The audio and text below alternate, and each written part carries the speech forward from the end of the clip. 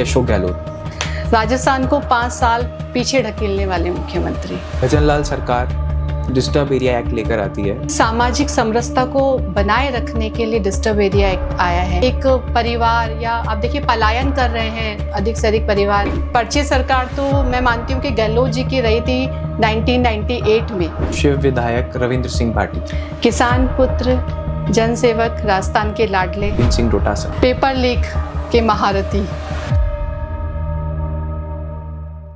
नमस्कार, मेरा नाम है अक्षत पारिक और आप लोग देख रहे हैं गोलेटिक्स। आज हमारे साथ मौजूद हैं बीजेपी प्रवक्ता और महिला नेत्री मनीषा सिंह जी। स्वागत है मैम आपका। बहुत धन्यवाद मैम, बहुत ही कमाल का आपका जीवन जो रहा है और सबसे पहले मैं आपसे सवाल पूछना चाहूँगा कि आप एक सोशल वर्कर रही, एकेडमिशियन रही, फिर राजनीति की तरफ आप आई हैं, तो इस सफ़र को कैसे बताएंगी मैम आप?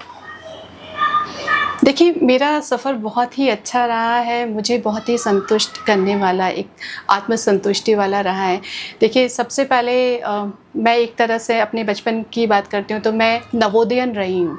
मैं क्लास 5 से नवोदय में पढ़ी, हॉस्टल में रही और वहाँ से एक आर्मी पर्सन की डॉटर के रूप में मुझे अनुशासन में रहना बहुत पसंद है। और साथ साथ में अगर हम बात करते हैं कि सेल्फ़ कॉन्फिडेंस की, तो वो मुझे हॉस्टल में रह के आया और एक तरह से मैंने अपने ही एक तरह से दम पे अपने सारी प्रॉब्लम सॉल्विंग करते हुए अपने जीवन को निकाला है। और उसके बाद में बहुत जल्दी उम्र में शादी होने के कारण मेरी जो पढ़ाई है, मेरी जो सारी स्टडीज़ लाइक 12th के बाद की, वो सब मैंने शादी के बाद की है।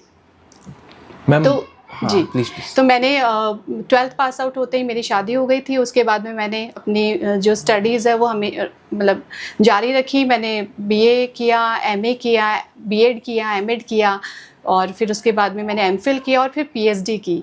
पीएचडी मैंने महिला सशक्तिकरण में की और उसके बाद में मुझे जब बच्चे छोटे थे तो उनका जब एडमिशन कराने गई तो वहाँ पे मुझे कहा गया कि आपकी शिक्षा बहुत अच्छी है, आपने बीएड एमएड किया हुआ है, हिंदी लिटरेचर में किया हुआ है, तो आप ऐसा करिए, हमें हिंदी टीचर की ज़रूरत है।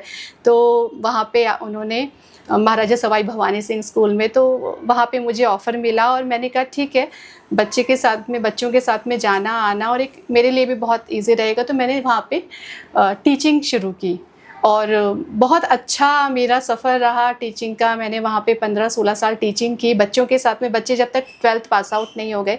उसके साथ साथ में लेकिन मेरे अंदर जो मुझे करना था वो था सेवा। तो सेवा भाव था अंदर। मैं धीरे धीरे मुझे मतलब ये ठीक था कि एक ज़िम्मेदारी होती है एक माँ की कि बच्चों को भी संभाले और घर की ज़िम्मेदारी भी पूरी होती है। एक बहू के रूप में भी मैंने पूरी ज़िम्मेदारी निभाई और साथ साथ में मुझे लगता है कि मुझे एक समाज के लिए, हमारे जो जन है उनके लिए भी मुझे सेवा करनी चाहिए। तो मैंने साथ के साथ मैंने एक तरह से एक एनजीओ में काम किया, फिर दूसरे एनजीओ में काम किया। फिर मुझे लगता है कि मुझे खुद अपने स्तर से, मतलब अपने तरह से बहुत अच्छे से अगर मैं कर सकती हूँ तो मैंने फिर मान फाउंडेशन की स्थापना की। लेकिन उससे पहले अगर मैं समाज सेवा की बात करती हूँ या मेरा एक तरह से जो पहला कदम की मैं बात करती हूँ, उसमें था कि गवर्नमेंट स्कूल में, जहाँ स्कूल जाती थी तो बीच में गवर्नमेंट स्कूल्स पढ़ते थे, वो भी स्लम एरिया में। तो जगतपुरा स्लम एरिया के पास में मनोहरपुरा है और ये जो यहाँ पे जगतपुरा रेलवे स्टेशन है, वहाँ पे स्कूल्स है। तो वहाँ पे मैं देखती थी कि बच्चे बाहर ही देखते रहते थे। कई बार बच्चे जो है कि शिक्षा लेना चाहते हैं, उन्हें नहीं मिल पा रही है, क्या कारण है उसके पीछे।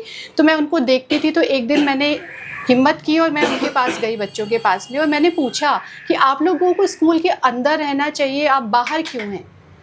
तो वहाँ से मुझे पता चला उन बच्चों का क्या अपना ही सबका अपना स्ट्रगल होता है। तो मुझे वहाँ से पता चला कि बच्चों के पास में कपड़े नहीं थे, इसलिए वो बच्चे उनकी एंट्री नहीं हो पा रही थी स्कूल में। तो हम लोग गए, हमने स्कूल में बात की पहले तो उन्होंने कहा मिड सेशन है मैम, बहुत मुश्किल है। लेकिन मैंने कहा नहीं, देखिए बच्चे, शिक्षा का अधिकार सभी को है और अगर बच्चे वंचित होते हैं उस शिक्षा से तो बहुत मतलब दुख की बात है। तो वहाँ पे मैम भी, उन्होंने भी सपोर्ट किया और बच्चों का एडमिशन हुआ और वहाँ से बच्चों की एक तरह से पढ़ाई शुरू हुई और मतलब एक आत्मसंतुष्टि की भावना मुझे उस समय मिली। और उसके बाद में मैं अपने स्कूल के बाद में मैं उस स्कूल में लगातार जाने लगी।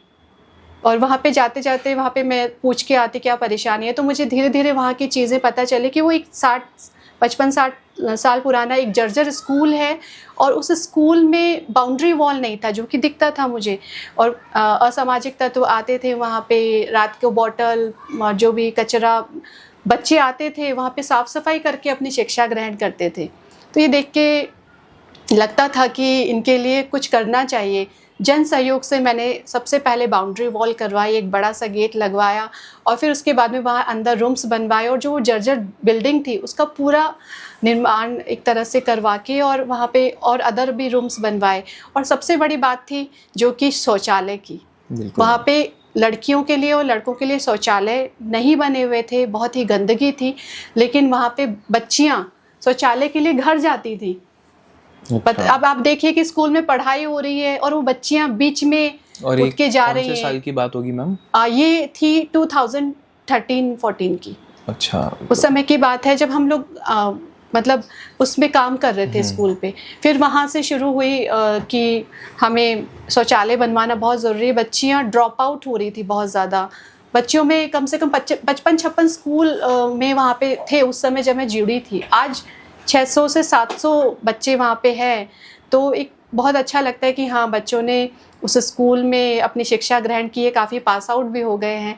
तो यहाँ पे जो बच्चियाँ मतलब ड्रॉप आउट भी रुकी वहाँ से, क्योंकि उनके लिए प्रॉपर शौचालय हुआ।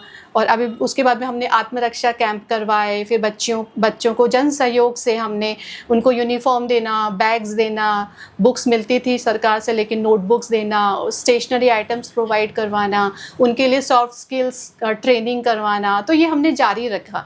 तो एक बहुत ही अच्छा सफ़र रहा, स्कूल्स में हम जुड़े। फिर उसके बाद साथ साथ में उनका काम देखा तो अदर स्कूल्स थे, उन लोगों ने हमें बुलाना शुरू किया कि मैम आए, यहाँ हमारी ये परेशानी है, उन्होंने बताना शुरू किया। हमने काफ़ी हद तक वहाँ पे भी काफ़ी कुछ ऐसा किया कि जैसे बच्चों के लिए पानी की व्यवस्था, वहाँ पे वाटर कूलर्स लगवाना, रक्षा कैंप, आत्मरक्षा कैंप, मेडिकल कैंप्स हम लोग लगवाते थे बच्चों के लिए, उनको फ्री दवाइयाँ प्रोवाइड करवाना।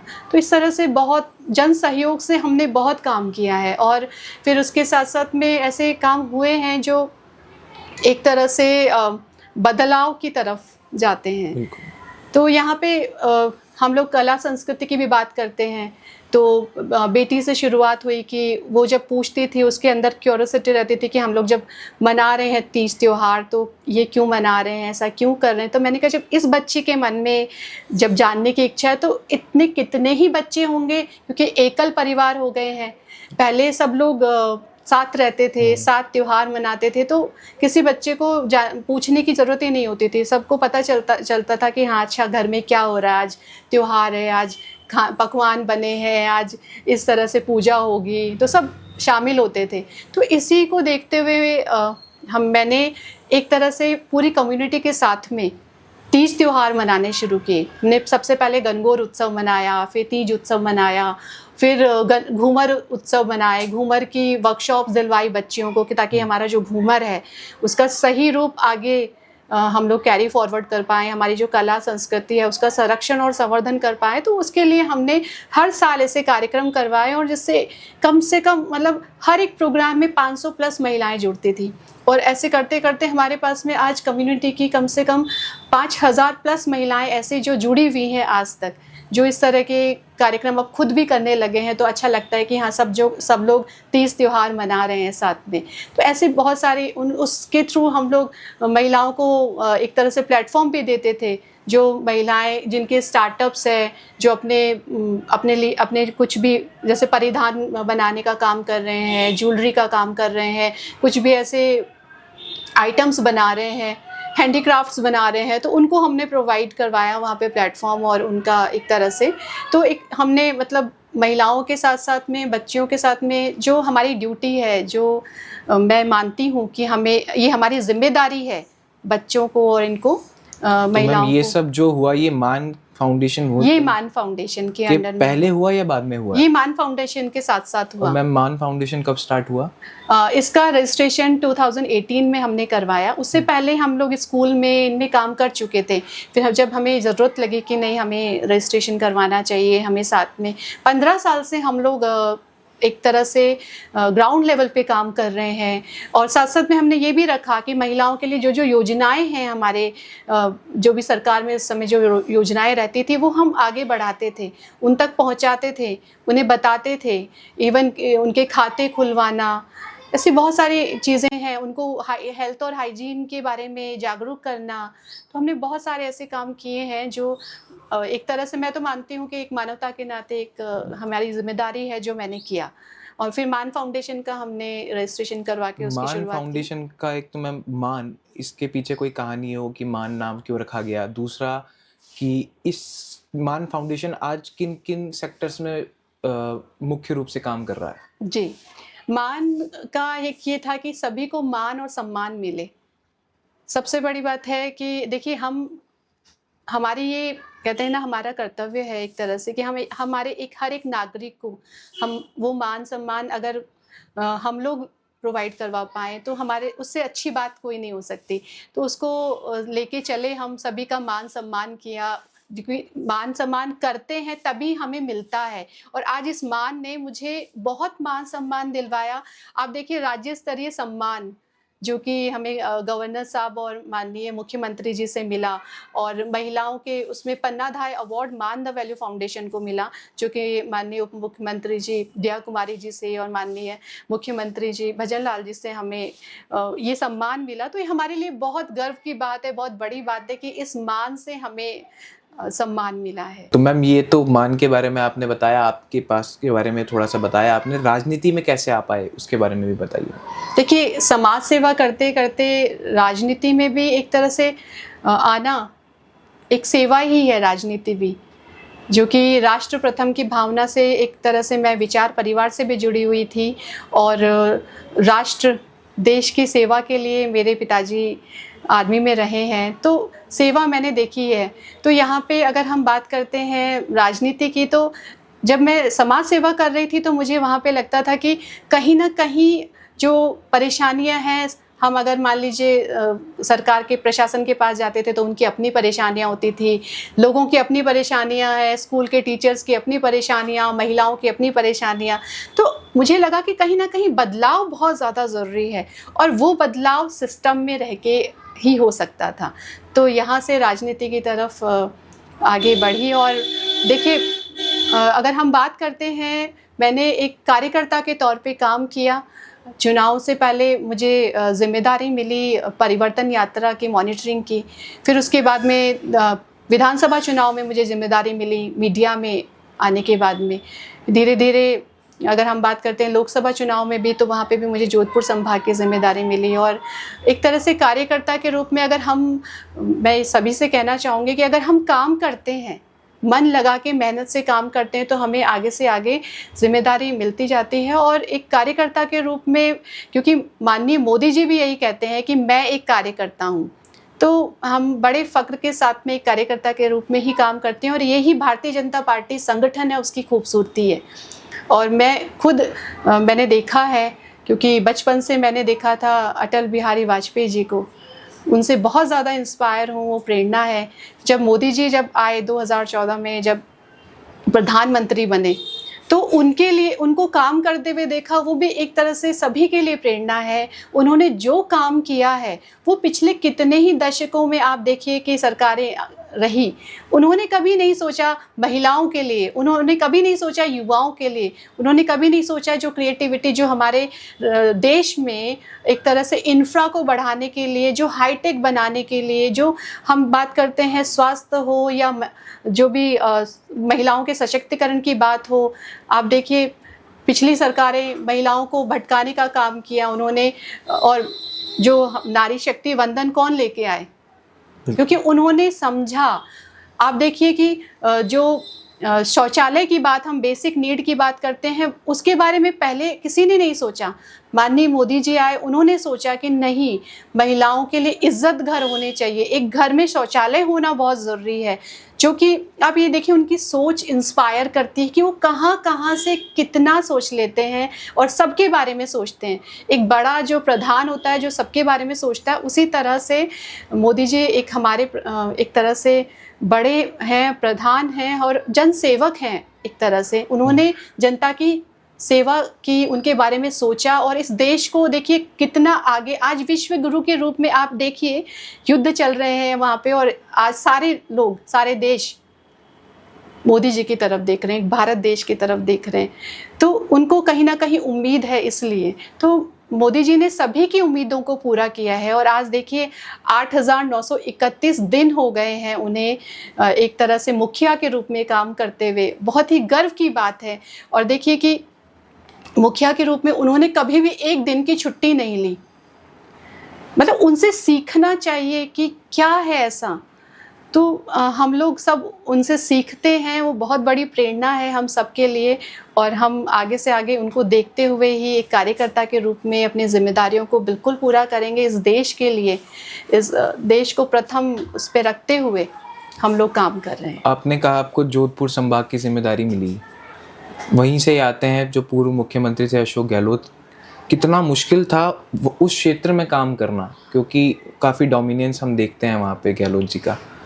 तो नहीं, देखिए मैं गजेंद्र सिंह जी शेखावत जी भाई साहब हैं, उनके समय में जब वो सांसद का, लोकसभा के टाइम की बात है, तो वो सांसद बने तो हमें कोई भी वहाँ पे कोई हर्डल्स नहीं लगे थे, कोई ऐसा नहीं लग रहा था। वहाँ पे पूरा सब उनके पक्ष में थे, ऐसा नहीं था। वहाँ पे लोग उनको पसंद करते हैं, बहुत अच्छे नेता है वो। अपने कार्यकर्ताओं के लिए बहुत उनके साथ में खड़े रहते हैं। अभी हाल ही में उनका बयान भी आया, पर वो उससे शो ये होता है कि लोग नेगेटिविटी ढूंढ रहे हैं, लेकिन उससे ये दिखता है कि वो अपने कार्यकर्ताओं के साथ में है और जो कार्यकर्ता भी उनसे जो स्नेह करते हैं वो दिखता है सभी को।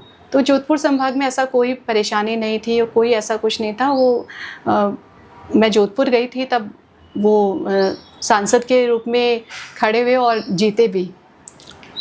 आप पूरी टाइम चुनाव में थे, धरातल पे आपने काम किया। पहले बार के मुख्यमंत्री बने भजनलाल शर्मा, पहली बार विधायक बने सांगानेर से और पहली बार ही मुख्यमंत्री बने। तो उनकी कार्यशैली को कैसे देखती हैं मैम आप? देखिए बिल्कुल, वो एक तरह से ज़मीनी स्तर के नेता हैं। वो सरपंच रहे हैं, महामंत्री रहे हैं, उन्होंने 30 सालों में संगठन में काम किया है, तो उन्हें हर एक चीज़ का पता है कि कहाँ, हर एक कहते हैं ना कि क्षेत्र का पता है। तो उन्होंने बिल्कुल जिस तरह से जो अब काम कर रहे हैं, क्योंकि जिस इंसान को ज़मीनी स्तर का पता होता है तो वो उनके लिए बेहतर काम कर सकता है। तो राजस्थान की बेहतर के लिए, उनके विकास, राजस्थान के विकास के लिए, राजस्थान में चाहे महिला हो, चाहे युवा हो, चाहे किसान हो, चाहे गरीब हो, उन सब को जो उनकी जो नीड है वो जानते हैं और वो उनके लिए काम कर रहे हैं। आप देखिए हर एक क्षेत्र में उन्होंने, अभी देखिए राजस्थान में हर एक क्षेत्र में काम किया। उन्होंने कानून बनाए, नीतियाँ बनाई, 34 से ज़्यादा नीतियाँ उन्होंने बनाई है कि कहीं किसी को परेशानी ना हो। और कानून के स्तर पे वो अपने जो चीज़ें चल रही है तो वो बहुत अच्छा काम कर रहे हैं। राजस्थान को लेकर एक विकसित राजस्थान और एक अग्रणी राजस्थान को लेकर उन्होंने जिस तरह से राइजिंग राजस्थान किया, उनकी जो सोच है वो आप देखिए ना कि पहले ही साल में करना है। ऐसा नहीं किया जैसे पिछली सरकार थी, गहलोत जी की सरकार थी, उन्होंने क्या किया, सबसे अंतिम वर्ष में आके राइजिंग राजस्थान किया। फिर उन्होंने जिलों की घोषणा कर दी, जाते जाते उन्होंने क्या बंदरबाट लगाई थी, आपको पता है, सभी को सिलेंडर देना, मोबाइल फ़ोन बांटना। तो इस तरह की चीज़ें हुई है जो कि इस सरकार में माननीय मुख्यमंत्री भजनलाल जी जो कि कर रहे हैं अभी, कि लोगों को किस तरह से बिजली पानी की सुविधाएं, उनको बेसिक सुविधाएं प्रोवाइड हो। और आप देखिए कि उद्योग के तौर पे भी राजस्थान आगे बढ़े। आप देखिए राइजिंग राजस्थान के तौर पे जो 34 लाख करोड़ के जो MOU साइन हुए थे और 8 लाख करोड़ अभी धरातल पे कर चुके हैं। तो एक तरह से वो काम कर रहे हैं, साथ साथ अपना रिपोर्ट कार्ड भी पेश कर रहे हैं और उसके साथ साथ में धरातल पे सबसे जुड़कर समस्याएं जानना। अभी औद्योगिक नीतियों पे वो मिले सबसे, उनसे बातचीत की, संवाद किया। बहुत बड़ी बात है कि पहले वाले मुख्यमंत्री, जैसे मैं गहलोत जी की बात कर लेती हूँ, तो वो कभी भी किसी भी समस्या को जानने में कोई इंटरेस्ट नहीं रखते थे। आज हमारे मुख्यमंत्री जी हैं, वो जान रहे हैं समस्याएं, उनका हल कर रहे हैं, काम कर रहे हैं, मॉनिटरिंग कर रहे हैं। तो उनका जो कार्यशैली है वो बहुत ही प्रभावित करने वाली है। तो मैम, आपने अभी बताया कि किस प्रकार से पिछली सरकारों में काम हुआ। हाल ही मैंने राम साई वर्मा जी का भी पॉडकास्ट लिया था, निवाई के जो विधायक हैं, उन्होंने कहा था कि 2 साल कांग्रेस का जो रायता उन्होंने फैलाया उसे ठीक करने में ही लग गए। साथ ही सरकार जो है, भाजपा सरकार आपकी सरकार है, वो कहती है कि 2 साल बनाम 5 साल। ये बहुत ही ज़्यादा डिबेटेबल रहा। विधानसभा में भी हमने देखा, इस पर बहुत चर्चा हुई। इस पर आपके क्या विचार हैं? देखिए, बिल्कुल सही कहा विधायक जी ने, क्योंकि जो सरकार गड्ढे दे के गई थी उसको भरने में तो समय लगा ही, लेकिन ये देखिए कि वो प्रतिबद्ध रहे माननीय भजन लाल जी। उन्होंने राजस्थान के जो गड्ढे पिछले सरकार ने किए थे, वो होटलों में बैठकर सरकार चलाए थे और अपनी कुर्सी बचाने के लिए कभी दिल्ली कभी कहाँ होटलों में बंद रहे। अपने ही नेता को अपशब्द बोलना, नकारा निकम्मा बोलना, बहुत ही गलत उन्होंने किया। उनकी सरकार में जो हुआ सभी को पता है, तभी तो जनता ने उनको सबक सिखाया। और इवन जनता सब जानती है, जनता को पता है कि कौन क्या कर रहा था। पिछले आप देखिए कि कोरोना के समय में भी किस तरह की जो हेल्थ की भी व्यवस्था, आप देखिए कि किस तरह से सिलेंडर में धांधलियाँ हो रही थी, भ्रष्टाचार हो रहा था। तो जो पेपर लीक की हम बात करते हैं, युवाओं के साथ में जो हुआ, वो तो देखिए आप कि बहुत ही दुख की बात है कि युवा हमारे पढ़ाई कर रहे हैं अपने भविष्य बनाने के लिए, और जहाँ पे पेपर देने जाते थे तो उनके पेपर ही लीक हो जाते थे। तो 19-20 पेपर लीक होना युवाओं को एक तरह से उनके भविष्य के साथ खिलवाड़ था। और बाकी तो आपने देखा कि सरकार पिछली किस तरह से चली, उन्होंने कोई भी काम धरातल पे आके नहीं किया। और माननीय भजन लाल जी की जो सरकार है, उन्होंने पिछले गड्ढों को तो भरा ही, और आगे अभी राजस्थान को विकास राजस्थान में करने के लिए देखिए उद्योगों के साथ में हमारे युवाओं को नौकरी देने का काम, रोजगार देने का काम, और आप देखिए किसानों को सम्मान देने का काम कर रहे हैं, महिलाओं को सुरक्षा देने का काम कर रहे हैं। जहाँ पे महिलाओं की अगर हम बात करते हैं कि राजस्थान पहले पायदान पे था महिला अपराधों के मामले में, और अब देखिए 15% की कमी हुई है अपराधों में। तो बहुत बड़ी बात है, आज राजस्थान में महिलाएं सुरक्षित है। पहले बलात्कार पे बलात्कार हो रहे थे और उनके ही नेता सदन में बड़े फक्र के साथ बोलते थे कि राजस्थान तो मर्दों का प्रदेश है। आप धारीवाल जी की बात कर रहे हैं? जी बिल्कुल। तो शांति धारीवाल जी ने जो कहते हैं ना, एक निंदनीय जो उन्होंने बोला, वो मतलब शर्म की बात है। एक नेता को इस तरह से बोलना, सोच के बोलना चाहिए। और यहाँ पे अगर हम बात करते हैं हमारी सरकार की, पिछले 2 साल में उन्होंने जो धरातल पे काम किया है, वो पिछले 5 साल में नहीं हुए थे। तभी तो आज बिल्कुल उनको चैलेंज करके बोला जा रहा है। और वो क्यों नहीं करते? सदन में चर्चा की थी, जिस दिन रखी थी चर्चा, उस दिन तो चले गए उठ के, नहीं चर्चा की ना। क्यों नहीं की? क्योंकि उनके काम बिल्कुल नहीं है 5 साल के, और 2 साल के काम है वो 2 गुना से 3 गुना अधिक काम ये सरकार कर चुकी है। मैं 3 गुना भी बहुत कम बता रही हूँ, कई काम ऐसे हैं जो 5 गुना हुए हैं। आप सड़कों की बात कर लीजिए, आप पानी की बात कर लीजिए, जो पिछले दशकों से पानी के लिए अटके हुए थे, वो इस सरकार ने आके पॉसिबल किया है। जो एक चीज़ और, लगातार मुख्यमंत्री जी पर एक टैग है, भजन लाल शर्मा जी पर, उन्हें पर्ची सीएम कहा जाता है। लगातार विपक्ष उन्हें इस बात पे घेरता भी है और काफ़ी तीखे तंज कसे जाते हैं इस पर क्या कहना चाहेंगे आप? देखिए, पर्ची सरकार तो मैं मानती हूँ कि गहलोत जी की रही थी 1998 में, जब सोनिया गांधी जी आए थे और उनको किस तरह से बताया गया था कि मदेरणा जी सीएम बनने वाले थे, उनके फेस पे चुनाव लड़ा गया था, और कैसे गहलोत जी को आगे किया गया और मुख्यमंत्री बनाया गया। तो पर्ची सीएम उनको कहना चाहिए, और पर्चे लीक आपके सरकार में होते हैं, तो और आप इस तरह से बोलते हैं। मैम, भजन लाल सरकार डिस्टर्ब एरिया एक्ट लेकर आती है, विपक्ष लगातार इसका विरोध करता है। उनका कहना है कि ये समाज में दूरियां पैदा करने के लिए लाया गया है, समाज को बांटने का काम करने के लिए लाया गया है। बीजेपी लगातार हिंदू मुस्लिम करती है, तो उसी के लिए डिस्टर्ब एरिया एक्ट को राजस्थान में भजन लाल सरकार लाई है। इस पे आप क्या कहना चाहेंगे? देखिए, सामाजिक समरसता को बनाए रखने के लिए डिस्टर्ब एरिया एक्ट आया है। जिस तरह से अशांत क्षेत्र जो बिल लाया गया, उसमें देखिए किस तरह से एक परिवार, या आप देखिए पलायन कर रहे हैं अधिक से अधिक परिवार।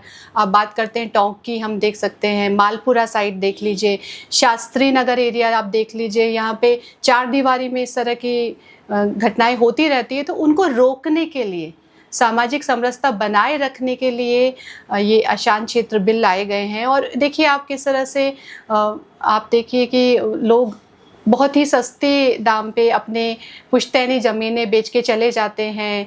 और एक तरह से ये सब चीज़ें बहुत समय से मांग थी इसकी, बहुत समय से इस बिल की मांग हो रही थी। और यहाँ पे इन सबको देखते हुए ये बिल लाया गया। धर्मांतरण की हम बात करते हैं, आप बात करते हैं लव जिहाद की, तो इस तरह के बहुत सारे जो केसेस है वो देखने को मिल रहे थे। मेरे सामने भी ऐसे कई केसेस आए हैं। ये मैं पूछा था मैम, लगातार आप महिला सशक्तिकरण में रहे, आपका एनजीओ वही काम करता है। लव जिहाद पे ये कहा जाता है कि ऐसा कुछ नहीं है, मतलब एक प्रोपोगेंडा सेट किया जाता है। लव जिहाद की बात करें हम, चाहे डिस्टर्ब एरिया एक्ट की बात है, कोई भी ऐसा विधेयक जो बीजेपी लाती है उसे प्रोपोगेंडा बता दिया जाता है। इस पे क्या कहेंगे? आपने तो बहुत करीब से देखी बिल्कुल ये हुआ है, मैंने बहुत करीब से देखी ये चीज़ें किस तरह से हुआ है। मैं नाम तो हम नहीं ले सकते, पास ही के गांव हैं, शिवदासपुरा है, इधर भी 2-3 गांव हैं जिनकी बच्चियों को इस तरह से फंसाया गया और उनको शादी के लिए दबाव बनाया गया और फिर उसके बाद में धर्मांतरण के लिए दबाव बनाया गया। तो ये तीनों केस मैंने देखे हैं और तीनों में देखा है कि ऐसा होता है। और ये बहुत ही दुख की बात है कि किसी का धर्म प्रेशर से बदलवाना और किस तरह से लोग जिस तरह से कर रहे हैं। तो ये जो बिल है ये बहुत ही ज़्यादा सहायक होंगे इस तरह के जो हो रहे हैं उनको रोकने के लिए। बीजेपी कांग्रेस पर आरोप लगाती थी कि काफ़ी ज़्यादा होटलों से सरकार चलाई गई, अशोक गहलोत दिल्ली जाते थे। पर अब जब भाजपा आई है तो कहा जाता है कि बार बार जो मुख्यमंत्री है वो दिल्ली जाते हैं और जो राजस्थान है वो दिल्ली से चलाया जा रहा है। इस पे भजन लाल जी ने भी जवाब दिया। आपके क्या विचार है मैम इस पर? देखिए, कांग्रेस में गहलोत जी है वो दिल्ली जाते थे सरकार बचाने के लिए, खुद की कुर्सी बचाने के लिए ना। और आप देखिए कि माननीय भजन लाल जी दिल्ली जाते हैं, वो कुछ ना कुछ सौगात लेके आते हैं। आप देखिए जब जर्जर हालत थी स्कूलों की, तो उसके अंदर आप देखिए कि वो 300 करोड़ का एक तरह से फंड लेके आए थे स्कूलों में मरम्मत के लिए, उन्हें केंद्र से मिला था। और आप देखिए कि जब भी भजन लाल जी जाते हैं तो कुछ ना कुछ राजस्थान के लिए सौगात ही लेकर आते हैं।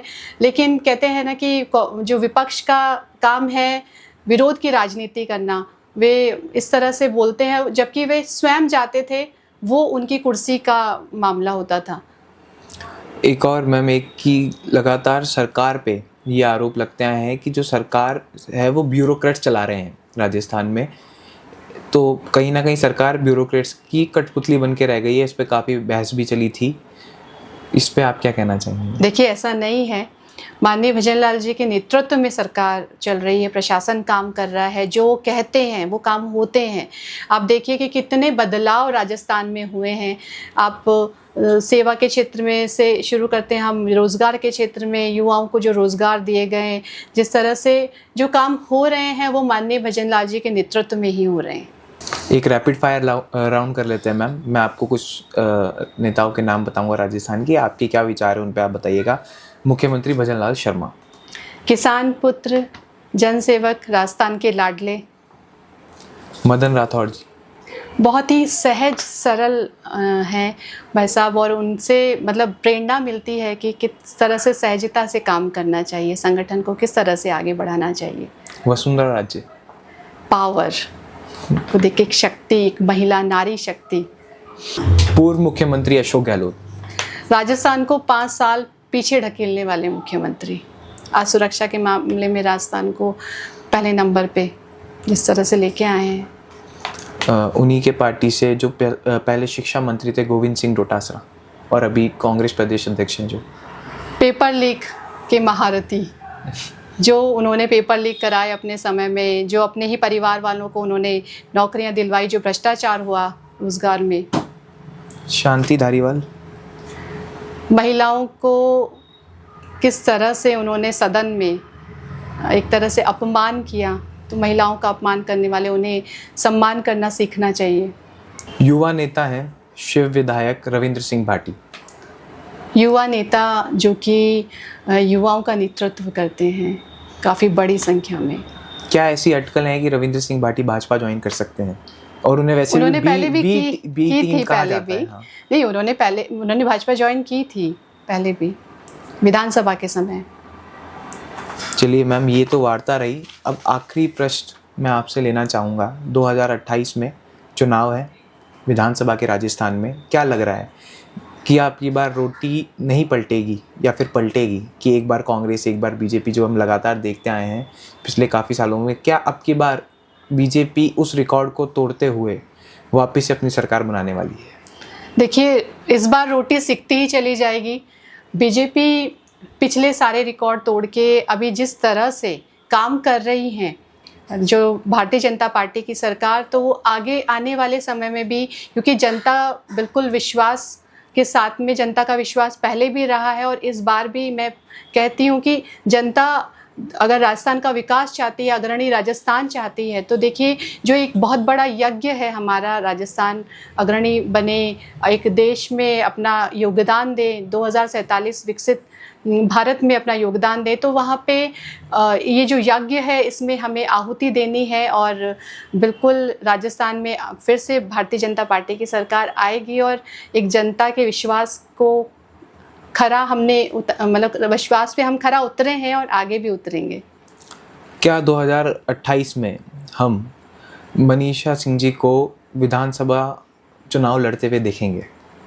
देखिए, मैं चुनाव लड़ने के लिए नहीं आई हूँ, मैं यहाँ सेवा करने के लिए आई हूँ। मैं चुनाव नहीं लड़ूंगी, मैं संगठन में रह के भारतीय जनता पार्टी की जो रीति नीति है उसी को ही आगे बढ़ाऊंगी और उसी के साथ में जो हमारा ध्येय है अंत्योदय तक, अंतिम पंक्ति में बैठे हुए जो हमारे भाई हैं या बहन हैं, उन तक अपनी योजनाओं को पहुंचाना, उन तक जिस तरह से उनके लिए काम करना एक सेवा भाव के साथ में, तो मैं चुनाव नहीं लड़के और मैं संगठन में एक सेवा भाव के साथ में जुड़कर रहना चाहूँगी। मैम, आप बीजेपी प्रवक्ता रही हैं, आप एक सोशल वर्कर रही हैं, आप युवाओं को क्या संदेश देना चाहेंगी? आपकी सरकार के माध्यम से, आपके माध्यम से, आपके फाउंडेशन के माध्यम से, अगर कोई प्रवक्ता बनना चाहे या कोई पार्टी ज्वाइन करना चाहे बीजेपी, या फिर कुछ भी, एक छोटा सा संदेश युवाओं के लिए। देखिए, बिल्कुल मैं ये कहना चाहूँगी कि युवाओं को, महिलाओं को बिल्कुल आना चाहिए राजनीति में। एक सेवा का माध्यम है राजनीति और देखिए, अगर हम कार्य करते हैं, अगर हम मेहनत करते हैं तो हमें ज़रूर आगे से आगे अपॉर्चुनिटी मिलती है और एक तरह से देश की सेवा करने का हमें मौका मिलता है। तो आप लोग आइए, अपने नवाचार कीजिए और अपने विचारों के साथ में जुड़िए और जिस तरह से हम एक देश को प्रथम रखते हुए एक देश के लिए जो हम काम कर सकते हैं वो आप राजनीति से जुड़कर करिए और बिल्कुल ग्राउंड लेवल पे हर एक इंसान को इन सभी योजनाएं या जो भी हमारे सेवा के जो कार्य हैं उनको आगे बढ़ाने के लिए आप जुड़िए। बहुत बहुत धन्यवाद ma'am. Thank you so much.